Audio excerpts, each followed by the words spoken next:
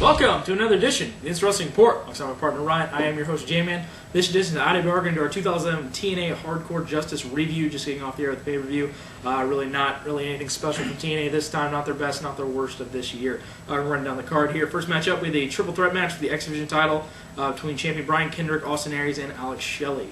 This is just a fun match here. It wasn't a traditional triple threat like I thought they were going to do. They had Austin and Aries kind of playing up the heel role and jumping out of the ring and letting two of them go at it, and then Aries would go on one-on-one with another guy, and then it really wasn't a lot of all three of them being in the ring at the same time. Just fun spots here and there. It was nowhere near compared to Destination X, the four-way that Aries was in, and anything like that. But it was fun for the most part. Just a really bad botch towards the end, where I guess they were trying to sliced bread. I think slice bread, some kind of Kendrick just fell over. But yeah, Kendrick looking like Prince of Persia, Aladdin, or any just sort of homeless, whatever you want to. He just looks just retarded. Got off a desert somewhere. I don't know. He just got done thirsty, very thirsty. Just got done filming The Mummy. Yeah. He looked ridiculous. Yeah, like you said, it's a really fun matchup. It was cool to see it start this, because you really got the feel of a kind of an old school X Division start to a TNA pay-per-view that we're used to seeing this one here. Really, just all these guys in this match really, as I said in the preview, really are going to reestablish this kind of X Division that they're going in here and really just bring it back to the prominence that it was at one point, and really making it to where these guys are really just awesome talent and really can explain what X Division wrestling is all about and what great wrestling is all about. And Austin Aries looking really good. It looks like they're going to continue this with Brian Kendrick, but Brian Kendrick retaining this with a sliced bread onto Aries that actually landed onto Alex Shelley, which was kind of a cool spot there. But Brian Kendrick getting the retain. Looks like we're probably going to see this feud continue with Austin Aries, which should be some good stuff. Next matchup, we had the Knockouts Tag Titles Line 1 champions Tara and Miss Tessmacher went up against Sarita and Rosita. This was actually pretty good for a Knockouts match. We haven't really seen too many good ones over the past couple months in TNA, but this one actually had some fast-paced kind of stuff, and Miss Tessmacher actually looked pretty impressive in this match. Really the most unestablished talent in this match, and actually looked pretty good. Sarita, even though looking like a reject group of the Insane Clown Posse, kind of just looked like a member of Slipknot. Yeah, just something like that with that crazy little match you got going on there. But character from Mortal Kombat. Just like that. We have a whole bunch of them. There's just too many analogies at the end. But Sarita still getting out there and showing her great talent, even though with the problem she's had, I think facial paralysis or something like that, or I don't know how to say it, whatever it is. But Tara Miss Tessmacher getting the win, and actually a pretty decent knockouts match. Yeah, I was actually pretty interested in this. They were doing some pretty cool stuff. A couple little nicks and bumps, in the middle and towards the end, and they were trying to get the finish in. But it was actually a lot better than I was really expecting. This was just getting thrown on there at the end. Just finding out about it recently. Yeah. So not really know much about it, then throwing it on there. It looks like they're trying to establish an actual tag team division for the women. Tara and Miss Tessmacher, matching gear, and same thing with Rosita and Sarita matching gear, at least trying to some sort of find a reason for the tag belts. Yeah, find a reason for it. Exactly. But pretty good for a women match, and I was surprised. Yeah, exactly. Next matchup, we had the Bound for Glory series match between D'Angelo, Dinero, and Devon. Yeah, Pope, I guess he's in love with Devon's family. And he was willing to lay down. Just wants to mentor, man. He just wants to mentor. He wants to have the Popenites. I don't know what we're gonna call them. But anyway, Devon's kids and just lay down. And then Devon's like, I'm not gonna win like that. We're gonna have a match, and they do. And there's some little nicks and bumps here where Pope was gonna maybe cheat, but he didn't. And gets a roll up on Devon and wins. And it was kind of just. Really just not good. Really something we could have just saved for an Impact. Really wasn't worthy of a pay-per-view quality match. But I was kind of expecting going into this pay-per-view with them throwing in the Bound for Glory series matches, and then going into No Surrender next month, where we're going to be seeing that really come to a head and finally get into Bound for Glory with this all coming down to it. But I figured when you throw in these Bound for Glory series matches in here, it was kind of just fillers to get to the real thing where it's going to get down to it. But these kind of matches with Pope and Devon that really aren't going to affect anything in the long run really don't need to be on a pay-per-view. where's the intrigue of Samoa Joe finally just breaking loose and just becoming crazy as Samoa Joe should, and just wrecking people, just destroying. And he had that interesting promo having him lose on that DQ on Impact. Should have seen maybe a match with Joe on here to be a lot more interesting than this. I mean, just Devon, it just didn't really need to fill it. But Pope getting the win and getting some points in the Bound for Glory series. Next matchup, we had the Knockouts World Title on the line, with champion Mickie James went up against Winter. This was actually all right. It's not really anything special here, but I mean, it's just something to where you get in there with Mickie and you kind of just have the same kind of crap where Mickey's in there as the champion, and you got some new person coming in now. Winter going up against it. Winter getting the win here. Really not too anything special here, but it was something to where it's up to par with the crap that Mickey's done in the past, which really hasn't been too special with the title here. But Winter getting the championship and new champion. I thought about this. I was like, well, with all the stuff that Mickie James is doing with her album, if you haven't donated, don't donate. Yeah, don't donate. Really see that. Why would you do that? No. But Winter spitting fake blood or something, and Mickie James, acting like she was just got maced, just stabbed. Just something like is the worst thing that ever happened to her. And Winter getting the win on this, and you got a new knockout champ, and I really think eventually it's going to lead to her and Angelina feuding. That's really the only thing I see out of this, and maybe Mickie James taking some time off. Angelina I think interfered 57,000 times in this matchup, but Winter, your new knockouts champion. Next matchup, we had another Bound for Glory series match between Crimson and Rob Van Dam. Yeah, this was actually not too bad. It was pretty much what I was expecting. Crimson looking good. Just the guy for his size, he has some I think, a raw ability, untapped potential. Yeah. Get this guy speaking a little bit and developing a little bit more of a personality and a character, and you could be looking at something special with TNA snagging this guy up. RVD doing the same old. With this, interesting with this is Jerry Lynn was there, and he was backstage, cut a promo with RVD, and then Jerry Lynn came out with him and said, "Hey, we're friends, man. I want to be at your match," and blah blah blah and all this stuff. And then at the end of the match, where it looked like Crimson was going to win, Jerry Lynn ran in and broke up the pin, and the match was DQ'd. RVD lost 10 points, and Jerry Lynn just got pushed. Jerry Lynn got just shoved down by Crimson. Get out and get the hell out of here. And RVD and Jerry Lynn are like, what's going on? So that makes me think right there, RVD's not going to be in this four-way. I think there might be leading towards RVD versus Lynn at Bound for Glory. Jerry Lynn maybe retiring. Yeah. Crimson's still looking impressive as he has of late in the streak that he's gone in here, and RVD really selling great for him as he does for every time. Looks like he's about to die every time he does it.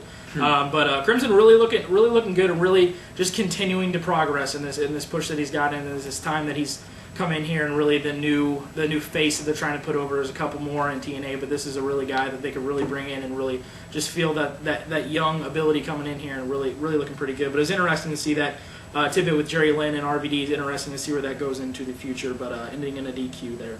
Next matchup, we had the 6-man tag match between Fortune and Immortal. This was actually a pretty good match. Really showing the amazing talent of Fortune in this match, and all the guys that are getting in there. AJ Daniels and Kaz also getting in there. Interesting to see how the dynamic would go with AJ and Daniels in this match. We've seen the kind of tension between them on Impacts as of late. Interesting to see what Daniels is really talking about, if they're going to end up turning on one of them and then having them feud with each other. But it's a pretty good match, and Fortune getting the win here. Pretty good match, though. Yeah, there was a weird spot at the end where AJ was getting ready to get thrown through a table or something by Gunner on the the ring apron, and the table's on the outside. Yeah, and Daniels pushes AJ out of the way, and he takes the hit for him. And at the end, when AJ does, he does like a Pele, like a random weird looking Pele, an inverted Pele, like on Abyss, and made it work. Yeah, and Daniel saying, "Oh, I took that shot for you, brother. Yeah. I wouldn't have let that happen to you." But another funny tidbit about this match.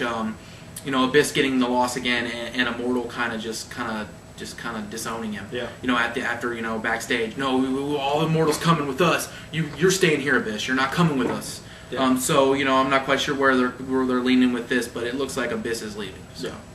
Next matchup, we had Mr. Anderson versus Bully Ray. And I'm not ashamed to say this. I'm actually a Bully Ray fan. I actually like Bully Ray. I think he's a good talker. And I think the match quality he's been having as a singles wrestler as of recent is better than any time in his career. Mm-hmm. The match he had with AJ. This match he had with Anderson was actually pretty good. Mm-hmm. Winning with a low blow, and I was expecting either one of these guys to cheat or something. I really just feel like sometimes with these storylines they're doing, when they're putting people in factions, I just feel like, well, we're going to put this guy in this faction, and then a week later, we don't want him anymore. Yeah. So it kind of seems like they're either already have Anderson, they want to get rid of him already, Yeah. or they want Bully Ray to get rid of Bully Ray, and Bully Ray was happy. He went backstage, was telling Hulk, I did it, I beat the crap out of him. That? Yeah, and he cut a promo before on him. Yeah. His promos are great. I think his character's good, and I think it's over as a heel, and I don't really know what they're going to do, but Bully Ray getting the win on this, just kind of interesting. I don't know what they're going to do. Yeah, as he's saying, Bully Ray really looking impressive as a singles run. Absolute polar opposite when it comes to Mr. Anderson. I may not be more annoyed by any more person in professional wrestling today than Mr. Anderson. It's just not working. It just really is not working. I don't know what that was. Are we 7? But... I mean, really? I mean, it's just annoying. But I mean, the match quality was all right. It's just going into it in the first place, it was weird. I mean, you got guys in the same faction just going out and getting it over with their whole scuttlebutt they got going on there. It just came off really retarded. It's like, hey, Anderson's not on this card, Bully Ray's on this card. Let's just throw it on there and just cause some tension between them before going into it and. There you go. And then we have Bully Ray be on top of this entire angle the entire time. And, you think they probably have Anderson win this to make it at least seem like he's a formidable, member of Immortal. And then you just have Bully Ray win. It's like just really, it's really lacking. Unnecessary. The problem with Immortal, other than the faction as a whole, just looks ridiculous. Yeah. There's not a clear leader. No. If you just have Anderson maybe think that he might be the leader, yeah. look like the leader, we have him losing to Bully Ray. It makes no sense. You bring him in as your leader, current champion going in and then losing it, and then you have him lose to Bully Ray and look worse than Scott Steiner. It's like, really? That just pointless. But Bully Ray getting the win there. Next matchup, we had the TNA Tag Titles in line with champions Beer Money went up against Mexican America. I really thought in this matchup that we're going to possibly see Mexican America get the win here and then possibly, not dissension, but possibly breaking up with Beer Money. But I am happy to a point because I would actually like to see one of them break off or both of them break off and really get their well-deserved pushes as singles guys. But it's great to see Beer Money stay together and getting the win in this match because I think they're just definitely one of the best tag teams in the world today and really focus this on a really unestablished Mexican America tag team here that really hasn't impressed as of late in some of the matches they've been here. Beer Money getting the win with that last call super kick with a push off there. Beer Money retaining the tag team titles. Yeah, I think there was a thought of maybe them taking Beer Money and splitting them up and doing something with them. But I think that they might want to keep Beer Money together until maybe after Bound for Glory. Yeah. Keep them together, maybe have them keep the tag titles till Bound for Glory, maybe lose to somebody at Bound for Glory or something like that. Unless they have both guys in this 4-way coming up at the next pay-per-view, which is a possibility as well. But right now, tag team champions, there's really not just any team that stands up to them. The Guns are out. Yeah. British Invasion is they're not really giving them any time. I just don't know what really any other tag team that's worth them losing to. Exactly. So Beer Money keeping the titles, I think that makes sense right now. So. Yeah. Next matchup, we had the world title on the line when champion Sting went up against Kurt Angle. This match I really was focusing on Kurt Angle probably taking the title away from Sting and, really getting into this Bound for Glory mode as we've seen as of late and really getting into this with the Bound for Glory series heading in here. I really thought that Kurt Angle would be the perfect person and the obvious person as going into Bound for Glory as the world champion. And he does win this matchup here, really making Sting work as Kurt Angle does in every match that he possibly is in. Wants to have the absolute best effort come out of any one of his opponents that comes out there and really pulling a pretty decent match out of Sting here. We had the whole shenanigans going down at the end with Hulk Hogan come down with the chair and seeing Hogan try to go for Sting, and Kurt took it away and then ended up hitting Sting and getting the win. It will be interesting to see what happens with Kurt Angle going down the road, if they end up turning him heel or doing this kind of stuff or having whatever goes on here. But it's interesting to see Kurt Angle using the chair to get the win, but Kurt Angle the new world champion. You know what? This makes perfect sense for Angle to have this. Just like Shawn Michaels is Mr. WrestleMania, since Kurt Angle's been in TNA, he's Mr. Bound for Glory. Yep. Being the champion going into this is the right move. Making him be in the main event of Bound for Glory is the right move. Sting had this for this character for whatever they were doing, and I really don't know if this is just an idea or for something they want to do. There's talks about Ric Flair coming back. What is he face? Is he heel? I have no idea. If he's face, he comes back. It makes sense if Angle turns heel. Yep. And then you got Hulk Hogan possibly going to be facing Sting, so that makes sense. But yep. I don't know about this. The chair shot, Angle saying he wanted to win clean, but he was a chair shot. So I don't know what going on with this. But this actually was pretty good. I would probably say one of the better Sting matches he's had in especially recent as memory. Of late, yeah, as of late, in recent memory. Yeah. But you're in the ring with Kurt Angle, so the man can go. Yeah, What can you say? exactly. It'll be interesting to see what happens with this interesting Sting character. Keep moving on here, see if he goes on to do something with Hulk Hogan, obviously, and also it'll be interesting to see what goes on with Kurt Angle with the new World Heavyweight Champion and see what his future holds. But this will now wrap up for our 2011 TNA Hardcore Justice review from my partner Ryan. I am your host, J-Man. Thank you for watching another edition of the Instant Wrestling Report.